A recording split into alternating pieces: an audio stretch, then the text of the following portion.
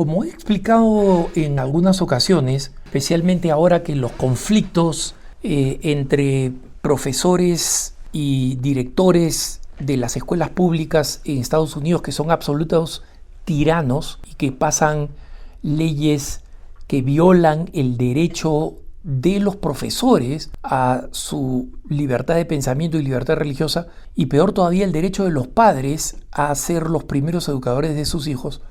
Existen estos distritos educativos en los distintos condados en Estados Unidos, y obviamente en muchos lugares estos distritos son extremadamente liberales y han caído completamente en toda la ideología LGBT, en toda la ideología racista, y socialista, etc. Y muchas veces esta ha sido culpa del descuido de los padres, ¿no? ¿Por qué? Porque la posición para ser miembros de este consejo educativo que determina cuáles van a ser las políticas que deben aplicarse en las escuelas públicas del condado, son personas que no tienen nada mejor que hacer, mientras que la mayoría de los papás que tienen hijos están ocupados y en consecuencia, sin saberlo, terminan eligiendo a personas que van a decidir por sus hijos, ¿no? Y hay un condado, el condado de Loudoun, en el estado de Virginia, en el norte de Virginia, que recientemente tuvo que rendir, se tuvo que someter, dando marcha atrás a una política que obligaba a los profesores a tratar a los alumnos de acuerdo al pronombre que los alumnos escogían. Es decir, si es que una muchachita decidía ser hombre, tenía que ser tratado con el pronombre él, suyo, etc., ¿no? Y si era al revés, un muchacho que creía ser mujer, tenía que ser tratado como ella, suya, de ella, y además tenía que ser llamados con el nombre que escogían. Si Juan decidía llamarse Beatriz, a Juan había que llamarlo Beatriz. Y si Ana decidía llamarse Sebastián, había que llamarla Sebastián.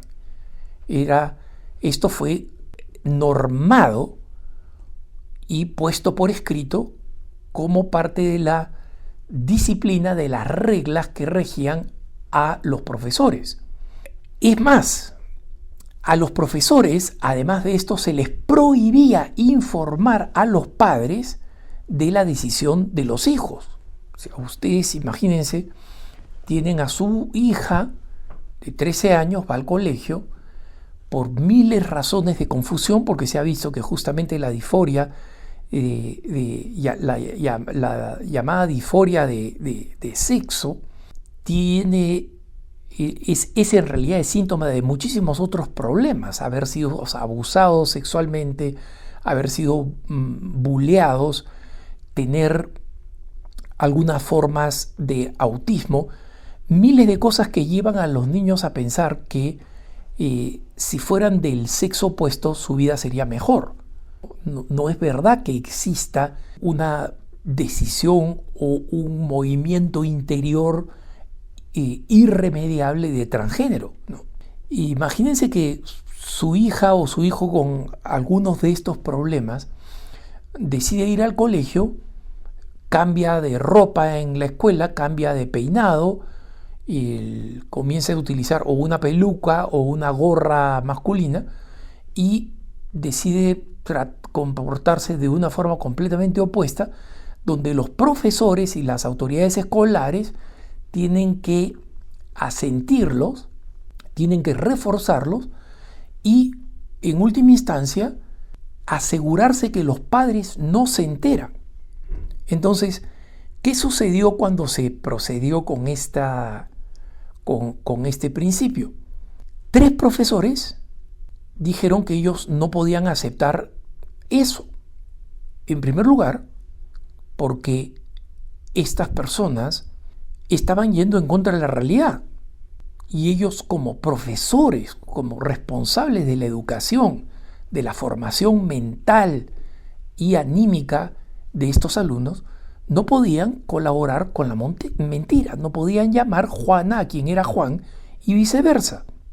Y estaban incluso dispuestos a llegar a un compromiso, simplemente no referirse a las personas por su nombre, no utilizar los pronombres y llamarlos por su apellido.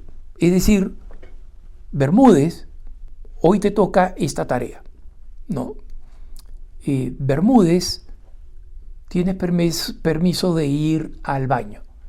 Y eso sí, señalaron que de ninguna manera podían moralmente ocultar esa información a los padres, porque no solamente iba en contra de sus principios morales. Estos 3 profesores que se quejaron eran unos profesores cristianos, sino que ellos creían que era un derecho natural de los padres, un derecho concedido por Dios de ser los primeros educadores de los hijos.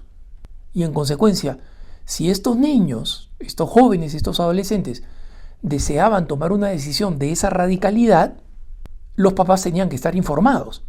La ley en la mayoría de los estados, incluyendo el estado de Virginia, no permite que una persona le haga un tatuaje o una perforación a una persona menor de edad sin el consentimiento del padre. Es decir, si un muchachito de 15 años, una chica de 16 años van a un centro de tatuaje o de piercing, ¿no?, de perforación, para ponerse metales, para ponerse más aretes, si la mamá o el papá no están presentes para darles permiso, ellos le niegan el servicio, porque si no, la ley los persigue y los castiga. Entonces, si para una cosa como esta se necesita permiso de los padres, una cosa tan radical como significa voy a cambiar de ser hombre a ser mujer o viceversa, que sea ocultado a los padres, es absolutamente inaceptable. Entonces, estos 3 profesores comenzaron a discutir, a pelearse, y por supuesto estos comités educativos realizan un número interminable de audiencias, invitan a la gente a venir a hablar. Por supuesto que traen una gran cantidad de activistas transexuales para que argumenten lo contrario, y estas discusiones no se acaban nunca, especialmente porque los profesores señalaron que el rechazo de aplicar estas normativas podían ser castigadas con la suspensión e incluso con la pérdida del trabajo, con la expulsión. Entonces estos profesores dijeron, esto no está bien, es injusto, es inmoral y va contra la ley. Entonces siguieron todas estas audiencias. Sí, queremos acomodar a todos, nosotros queremos también respetar la libertad religiosa, pero hay que tener en cuenta la sensibilidad de estos niños. Estos 3 decidieron finalmente ir a esta gran organización que he elogiado tantas veces, Alliance Defending Freedom, ¿no?, esta organización que defiende la libertad y los derechos religiosos, y muy fácil, decidieron meterle un juicio a este distrito educativo, y les presentaron primero un cesar y desistir, un documento donde dice, en este momento ustedes dejan de hostigar a los profesores que estamos representando. Eso significa cesar y desistir, y no pueden obligarlos a decir lo que ustedes quieren que digan. Esto se arrastró como por 2 años, sí que no, que no, que sí, y resulta que en medio de este proceso, otro juicio contra un profesor cristiano, entrenador de deportes, profesor de educación física, que fue expulsado por rechazar aplicar estos mismos principios en otro condado educativo. La justicia le dio $175.000, obligó al distrito educativo a pagarle $175.000, a ofrecerle el trabajo de regreso y a pagar los costos de abogado de esta misma organización, Alliance Defending Freedom, que les cobró cada segundo. Porque como saben, en el mundo del litigio norteamericano es muy común que los abogados cobren por hora de investigación, hora de participación en el juicio, hora de preparar documentos, y en consecuencia no son baratos, ¿no? Entonces, y sobre todo, cobraron muy bien todas las horas que por si acaso se establecen con anticipación. Es decir, ellos dicen, esto es lo que esto es lo que yo cobro por hora. Entonces, finalmente les dieron una paliza económica y obligaron a rendirse a este distrito electoral. Y cuando esto pasó, el otro distrito electoral del que estoy hablando ahora, de Loudoun County, de pronto vio la luz, ¿no? Y decidió que, por supuesto, la norma esta de que tienen que ser llamados por su pronombre y llamados por su nombre, etc., es una recomendación, la recomendamos altamente, pero precisamente porque nosotros queremos ser inclusivos, vamos a respetar el derecho de estos profesores a hacer lo que ellos están pidiendo. No utilizar los pronombres si van contra sus principios. Y por supuesto, ¿cómo se nos iba a ocurrir impedir que anunciaran a los padres? ¿Qué tal cambio, no? De que te vamos a votar como perro si no haces lo que te ordenamos de acuerdo a la ideología de género, a no, todo esto fue un malentendido. Siempre ha sido parte de nuestro espíritu de poder ser inclusivos con todo el mundo, ¿no? Entonces, finalmente, antes de ir a juicio, ¿no? Mejor dicho, cuando el juicio ya había comenzado, el distrito educativo decidió llegar a un acuerdo. Acá quedamos, cambiamos las normas, aceptamos todo lo que piden y por supuesto, bueno, vamos a pagar los costos de Alliance Defending Freedom, que, como digo, aplican la ley al dedillo y le dan una lección a quien se merece una lección. En el comunicado final de este departamento educativo, uno no puede sino reírse porque el documento dice: por supuesto que nosotros aceptamos esto y siempre ha sido nuestro espíritu. Siempre hemos querido llegar a una forma de acomodar a todas las distintas personas con sus distintas opiniones y, por supuesto, incluir las tan importantes y valoradas libertades religiosas de estos profesores. Y hemos llegado a esta conclusión y acá está la frase clave: nos hubiera gustado mucho que esto no hubiera sido producto de un litigio, es decir, producto de un juicio, porque siempre en nuestro espíritu ha estado este deseo de llegar a acuerdos justos para todos. ¡Mentira!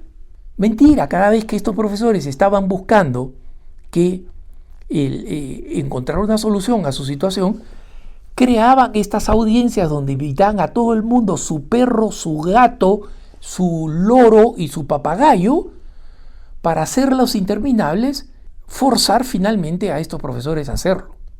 ¿Por qué comparto esta lección con ustedes, hermanos?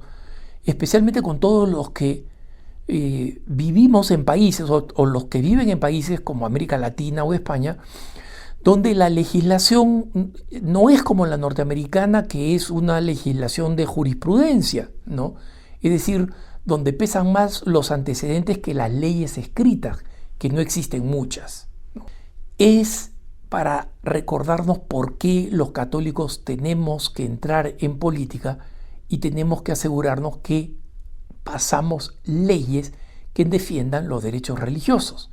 En nuestros países siempre hubo un consenso a favor de los padres, nunca se necesitaron leyes, pero hoy en día las cosas están empeorando, el fanatismo antirreligioso está creciendo, el escamotearle, arrancarle a los padres sus derechos a educar a los hijos está creciendo, y la única forma es pasar leyes estrictas que defiendan el derecho de los padres a educar a sus hijos y que arrebate a los ideólogos de género la potestad de educar a nuestros hijos como a ellos les da la gana. Recuerden ustedes el principio romano de la legislación. Dura lex es lex. La ley, para ser ley, tiene que ser dura. Y así es como todos aquellos que tenían claramente una mala intención van a terminar diciendo, no, todo fue un malentendido. Yo nunca dije que ustedes tenían que ser marginados. Todo fue un malentendido y ese malentendido, entre comillas, solamente va a poder ser evitado a través de las leyes. Que tengas un buen día.